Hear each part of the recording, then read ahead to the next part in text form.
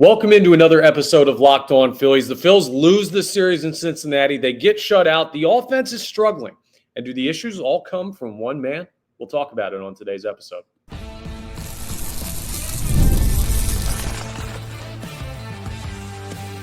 You are Locked On Phillies, your daily Philadelphia Phillies podcast. Part of the Locked On Podcast Network, your team every day.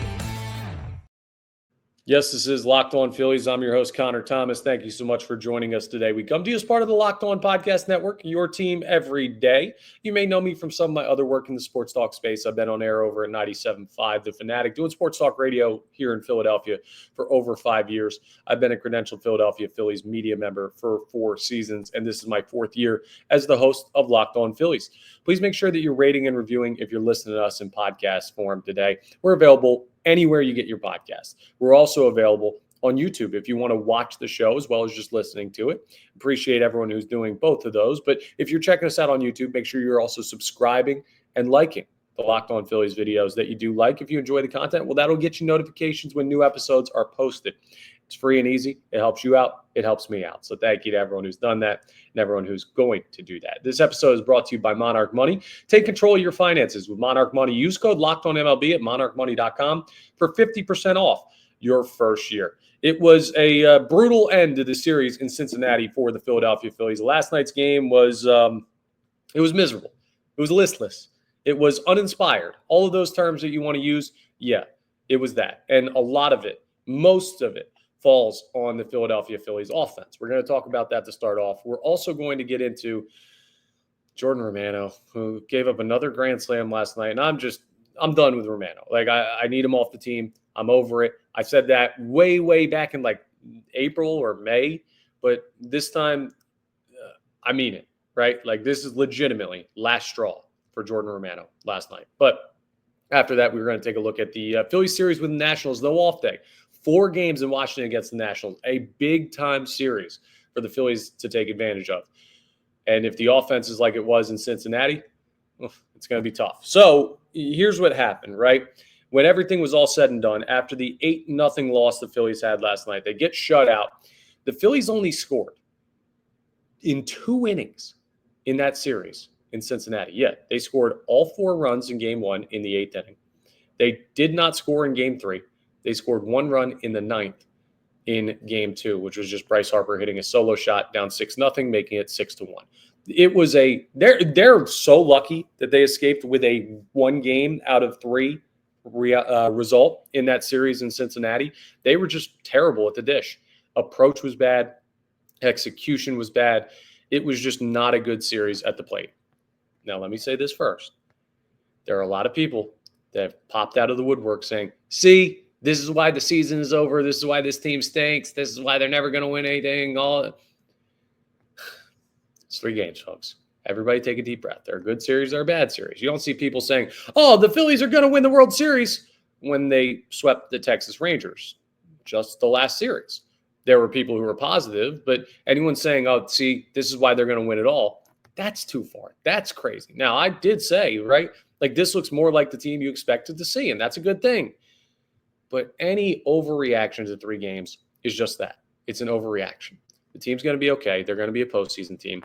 Do you have questions about that? Absolutely. You should, especially because of what's happened in past seasons. But 3 games against the Reds is not a hit the panic button, season over, this offense stinks, they didn't do enough at the deadline, blah, blah. No. All right? Just take a look at what's going on with the New York Mets right now, okay? They're terrible. They gave up a 6-run lead. They gave up a 9-run inning last night to the Atlanta Braves and ended up losing that. They gave up a grand slam as well, so a little bit of a feel-good point for that. But what's the blame for these offensive issues? Because it wasn't Christopher Sanchez last night. He wasn't his best, but he was good enough, I thought. He still had some good stuff going on, and you got issues from the bullpen, which we're going to talk about in our second segment. But to me, the biggest culprit in that series in Cincinnati was the offense not doing anything at the plate. And you saw some good pitching, right? You did. The Reds have a solid starting rotation, but not solid enough to make a Phillies team look like that. At least you'd believe. And the tough thing is, you say, okay, well, Cincinnati, they saw some good pitching. They got shut down. Houston, that series that we all remember where they were terrible down there in Texas. They got shut down. Saw some good pitching. Well, you saw some great pitching in that series against the Rangers, and they did not get shut down. They won all 3 games. So it's the ebbs and flows of the baseball season. But right now, the Phillies are in an ebb. They are receding at the plate. And I wonder if it all comes back to one man. Now, it's unfair to single this guy out for the Phillies' offensive issues in this series against Cincinnati. But it's hard not to look at Nick Castellanos as the main culprit. He's been miserable lately. Just flat out bad. He has not walked in the month of August. As we sit here on, the 14th of the month, he has not drawn a single walk. And this is a dude who played every day besides the final game in the series in Texas, right? He's been out there. No walks, been striking out a ton. Extra base hits are just few and far between since the All-Star break. He's been on a bad slide right now. And the tough thing is, you kind of got to play him every day because the alternative is Max Kepler. And I don't really have faith in Max Kepler to be this beacon of hope in right field.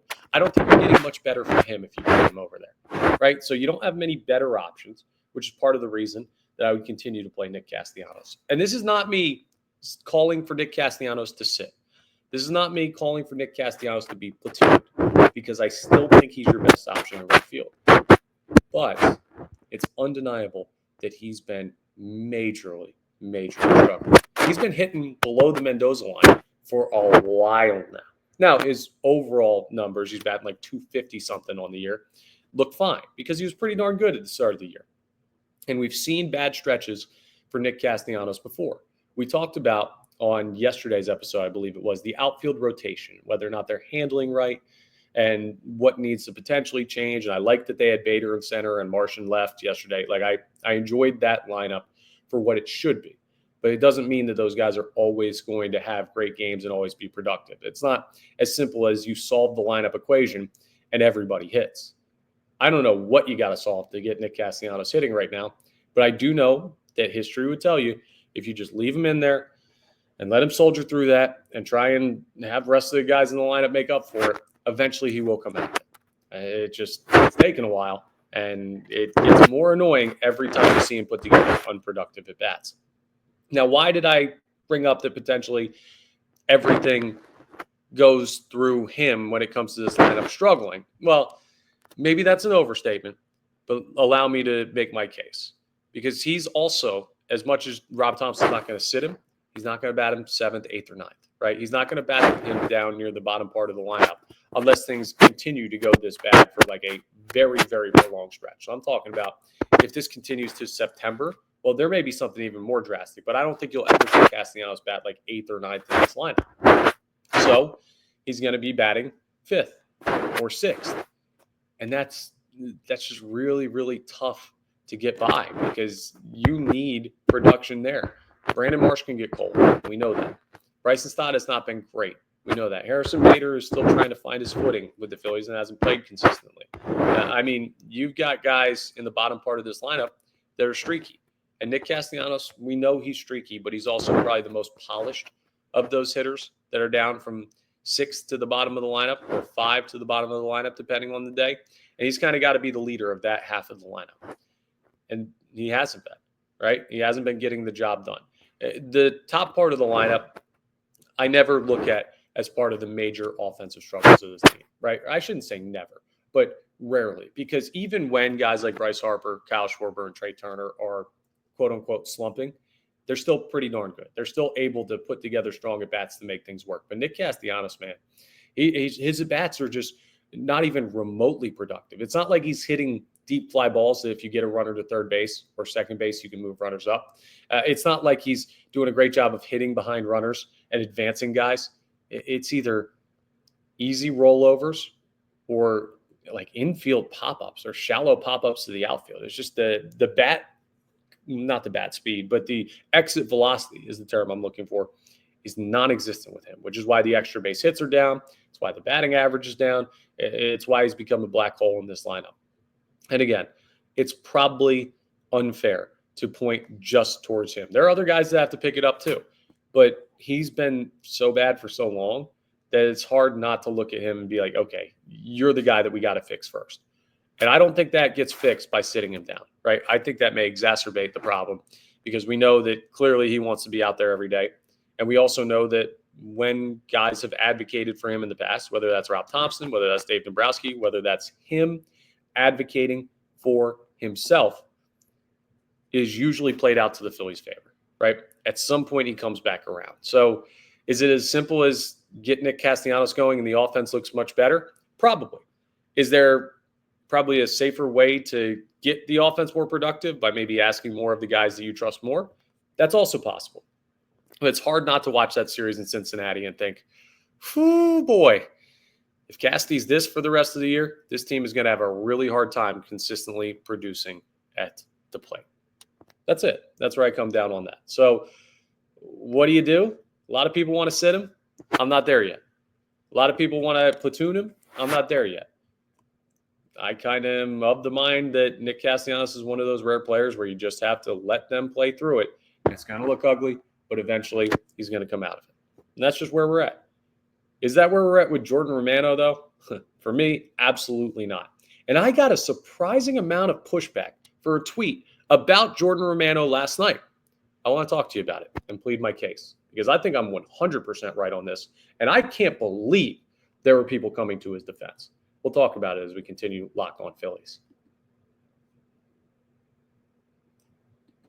Let's talk about Monarch Money first, though. Most people can't name all their financial accounts or even what they're worth, whether it's 401ks, properties, or investments.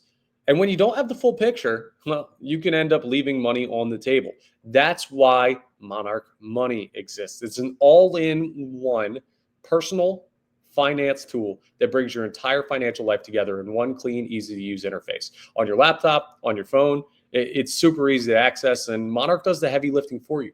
You can link all your accounts in minutes, see clear data visuals, get smart categorization of your spending, and finally, feel in control of your money without ever touching a spreadsheet. You don't want to have to deal with Excel. Come on, nobody knows how Excel works. No, you want someone to be able to put it together for you, and that's what Monarch Money does. Here's an idea, right? Let's say you have a bunch of subscriptions that you forgot you're paying for. Guess what? We all do in 2025. Well, you link all your accounts. Monarch immediately spots a few subscriptions you're not using. Canceling those alone can save you a bunch of money every month. And they help you not just do that, but with budgeting goals and everything like that. They make it simple to review your finances. Even if you're sharing a joint account with somebody, everyone can see both budgets, goals, and spending activity in one place.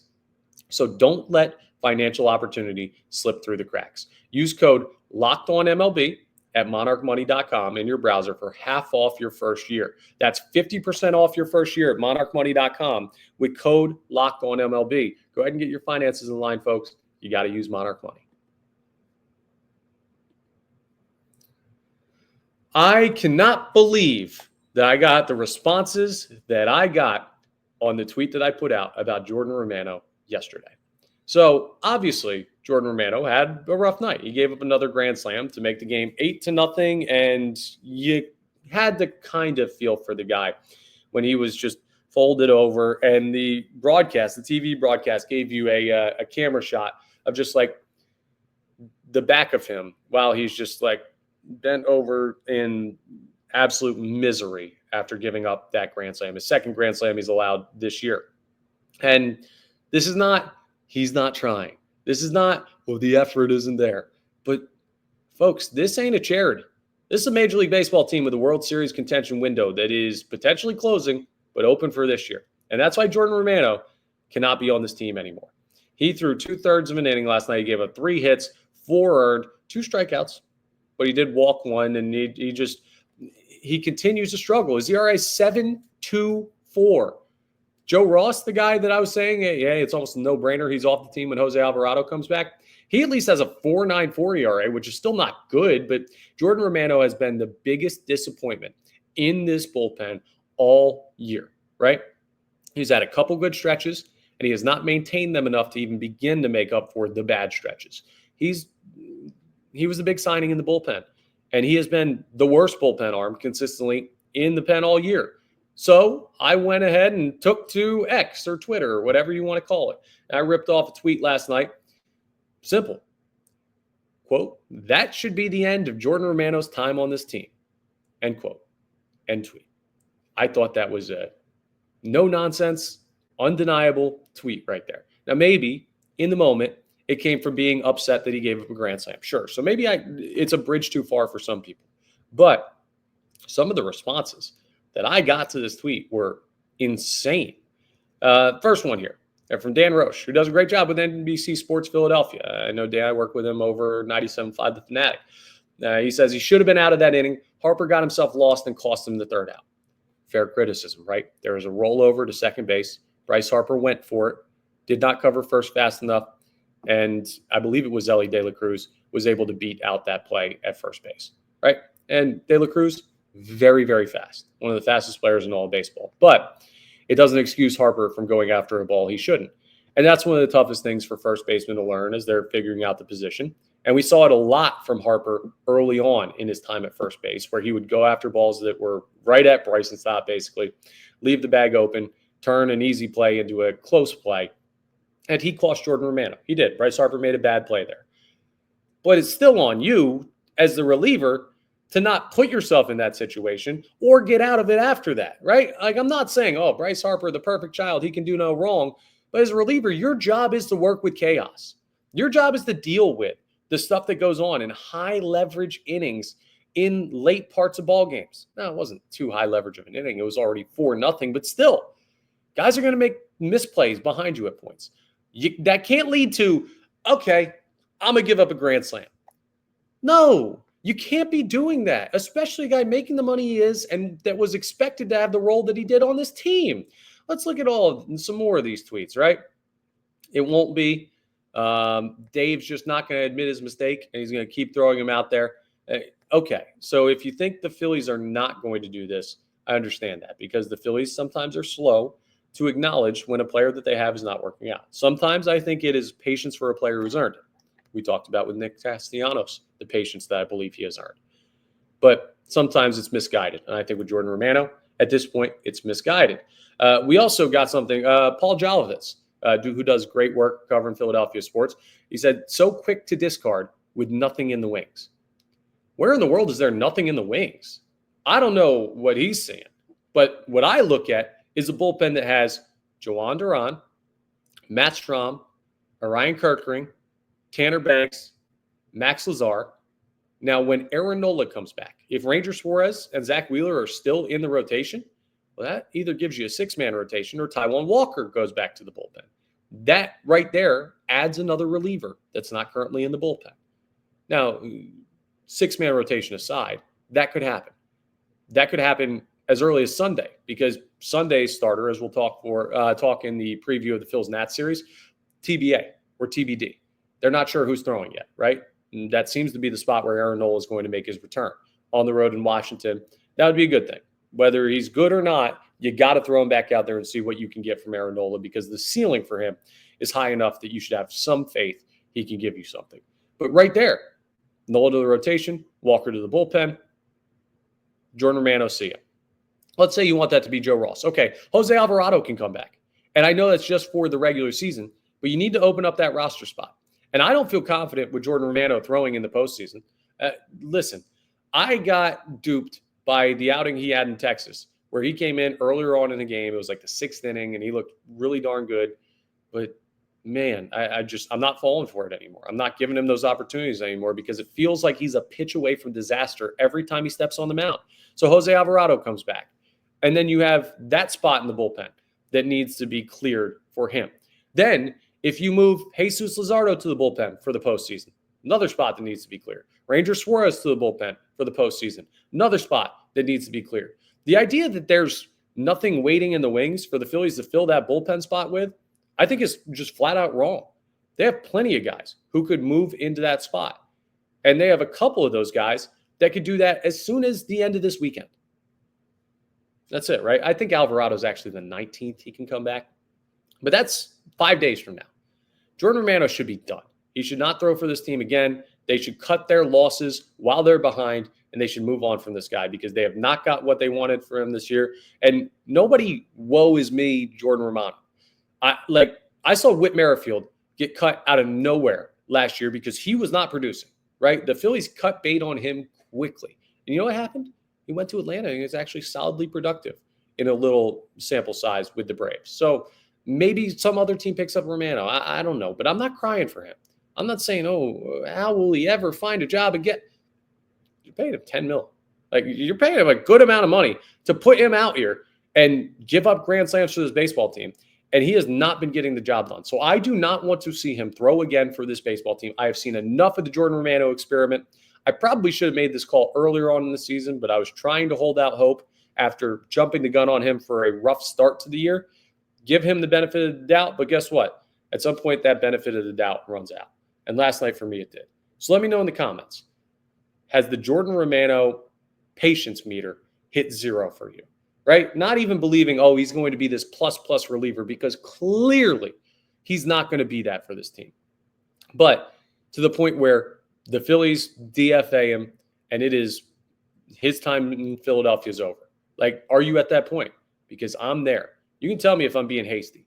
I do not believe I am. And I am shocked that I even got the responses that I did from some people saying, oh, you have no one to replace him with. Oh, it's unfair because Harper should have gotten somebody out. Oh, no, you got to, that's too knee-jerk reaction. I don't think it is. I think we've seen what Jordan Romano is. I think the sooner you move on from him, the better for figuring out what this bullpen should actually be when you start playing the games that really, really matter, September and October. Just my thought. Coming up next, we're going to take a peek ahead because the Phils don't get an off day this week. No, they got 4 in Washington. Maybe it's good that they get right back on the horse tonight. And they got an opportunity against a bad baseball team and some very interesting things that could happen in this series in Washington with the divisional race, with the rotation, with the bullpen. All kinds of stuff could change for the Phillies over the next 4 days. We'll talk about it coming up as we wrap up today's episode of Locked On Phillies.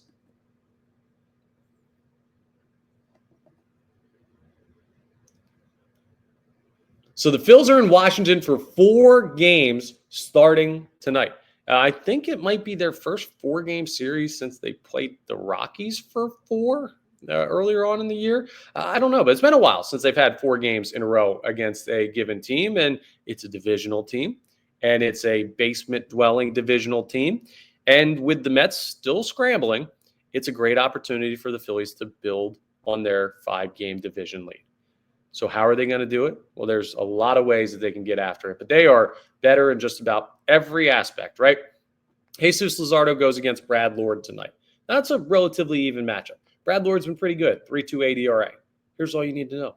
He's 3-6 on the year, even with some of their best arms. The Nationals are not winning ball games. Next start, Zach Wheeler goes against Mackenzie Gore. Gore's been really solid strikeout-wise. He's got a 4.09 ERA. He's 5-12. I mean, you can look at the numbers for the individual pitchers all you want, but they're not good enough to get this done against the Phillies. Taijuan Walker goes against Cade Cavalli in Game 3. And then in Game 4 of the series, it is that TBD game. For the Nationals, you're going to see Mitchell Parker, who's got a 5.55 ERA. And you'll probably see Aaron Nola for the Phillies, who throw the ERA out there. You're going to get into a situation where you're going to have to see what he is after this long injured list stint. He just struck out 11 in a start in AAA, his last action before he probably gets brought back up to the majors and returns from the injured list. So maybe some plus side to see from Aaron Nola there. That's the number one thing that I think we're looking for in this series besides the result. Obviously, I think the Phillies should win 3 out of 4 against the Nationals. You can't go in thinking 4-game sweep. If you do that, you're setting yourself up for unnecessary disappointment, right? If the Phillies were to win 3 of the 4 games in Washington, they would come back from this 10-game road trip, and they will have won 7 of those 10 games. That's a pretty darn successful road trip, especially considering the Rangers are in playoff position or close to it. I got to check the standings on the American League side. The Reds are close to playoff position. And, well, the Nationals, they're not good, but they're a divisional opponent. You will take that every day, 7 out of 10 on the road trip. So that's why you don't need to win all 4, but you got to win 3 of the 4. Because could you imagine what's going to happen, how we're going to feel if the Phillies go down there and split with the Washington Nationals? That's when we start to really look at it as a fan base and say, okay, that Rangers series might have been fool's gold, folks. They cannot continue to put together like successful stretches, even though they've won a lot of series in a row leading up to that Reds series, right? It would just be visually bad. The vibes would be bad if you split with the Nationals. So you got to take 3 of 4. But the next biggest thing outside of the expected series result for the Phillies is, how is Aaron Nola going to look? I'm going to lay out 2 scenarios for you here. I know that game's not till Sunday, but it is the highlight of the series, if that is indeed Nola throwing. And that's the only reason why they would have it as an undecided starting pitcher for that game, is they're planning on having Nola there. But here's scenario 1. This is the good scenario, right? Positive. Everything goes right. Let's say Nola goes out there and he throws 6 innings, 1-run ball. He strikes out 7 or 8. He gives up like 4 or 5 hits. He looks like vintage Aaron Nola. And you start to believe, okay, well, it was just the Nationals. But that's a good first step to him being in the rotation. Then you have 6 guys currently in the rotation, which opens up the opportunity to send Taijuan Walker to the bullpen, or put Orion Kerkering on the injured list, or put Zach Wheeler on the injured list. If any of those guys need a bit of a break, bump a start for somebody. It opens up all of that. Then moving Taijuan Walker to the bullpen, if that's what you do, opens up the opportunity to send down one of the struggling bullpen arms. It improves the bullpen overall. It also makes you feel better about the playoff rotation, because Aaron Nola still has an outside chance at starting in the postseason for this team. Maybe not outside. We did a poll. I was on our afternoon show, Unfiltered, on 97.5 The Fanatic and NBC Sports Philadelphia yesterday. So I was doing some TV work. And our Twitter poll of the day was asking, who do you most want to see start game 3 of a playoff series for the Phillies right now in this moment? We know Wheeler's 1. We know Sanchez 2. But who gets that 3rd game? And the easy winner with more than 70% of the vote was Aaron Nola. The other 2 options, Ranger Suarez and Jesus Luzardo. So people are already putting some eggs in the Aaron Nola basket. And if that's proven correct, well, that opens up a whole world of interesting possibilities for how you can retool this bullpen and this rotation to give you the best shot in October. That's the good scenario. Buckle up for this one. This is the bad scenario. Let's say Nola goes out and he throws 4 innings and gives up 6 earned and 2 home runs, and he walks 2 guys, and he only strikes out like 4. And he looks like early season Aaron Nola, and we think, oh, well, see, nothing has changed. The injured list stint did not help him. The months off did not improve anything. Clearly, this is just not Aaron Nola's year. Well, then what do you do with the rotation? I guess Ranger and Wheeler have to stay in it. I guess Walker has to stay in it. I guess you go to 6-man and you just try and survive Aaron Nola's starts, because Nola's not going to the bullpen. So then what do? You got to keep throwing him out there. And I'm not judging all of this off of one game. I am going to look at Aaron Nola's next 2 to 3 starts with a little bit of patience to let him get settled back in. But if it's bad, well, that reduces what you can do with the bullpen. It forces you into a tough spot with the rotation. And by the way, if we're just looking further down the line, Aaron Nola ain't a free agent after this year. No, he signed a massive long-term deal with the Phillies. And if we see struggles this year, guess what's happening for the next 5 years of this contract? It's not going to look great, folks. And that's a problem for future Phillies teams. I do not want to be doing Locked On Phillies in 2029 and talking about, man, this Aaron Nola contract, look back on it, it's one of the worst the Phillies have ever given out. And that will not be determined by one start against the Nationals and his first start back from the injured list. But I'd be lying to you if I said my mind would not go there if he goes out and struggles Sunday. Now, aside from that, we're, of course, going to be looking at Wheeler and how he does, Walker and what he gives you in his start. Luzardo tonight is always a crapshoot, but there's always the upside of, hey, he could be great. There's always the downside of, hey, he could implode. So we get another data point in the weird set of data points that we've gotten from Jesus Luzardo this year. So there are other intriguing things. And the offense, can they wake up? Well, they're going to see some very hittable pitching, so they should be able to. And remember, not just the starting pitching, the Nationals bullpen is terrible. And they've just not, like, they traded guys away and everything. Like, this is a team that you need to take advantage of. But to me, the biggest story for the overall ceiling of this team is what happens Sunday if and when Aaron Nola does return to the rotation and how he looks. I guess the guys that need to get things going in the series, Castanos is number 1. But then the big boys need to start swinging it again. Turner, Harper, Schwarber. Bit of a quiet 3 games in Cincinnati. maybe Schwarber distracted by the Reds blatantly trying to tamper and steal him away from the Phillies when free agency rolls around. But whatever the case may be, those guys need to start swinging it, and the rotation, hopefully, can be figured out by the end of the day on Sunday. That's all for today's episode of Locked On Phillies. Thank you so much again for joining us. Once again, we're part of the Locked On Podcast Network, your team every day. Please make sure you're rating, reviewing, subscribing to the YouTube, all that great stuff that really helps us out. And make sure you're checking out the Locked On Phillies postcast live right here on the YouTube channel, and you can get it in podcast form. Immediate reaction to every game with our guy, Mark Farzetta. You don't have to even subscribe to anything else or like anything else or go anywhere else. It's right here on our channel. So check out Farzy on the postcast, and I'll talk to you tomorrow on our next episode of Locked On Phillies.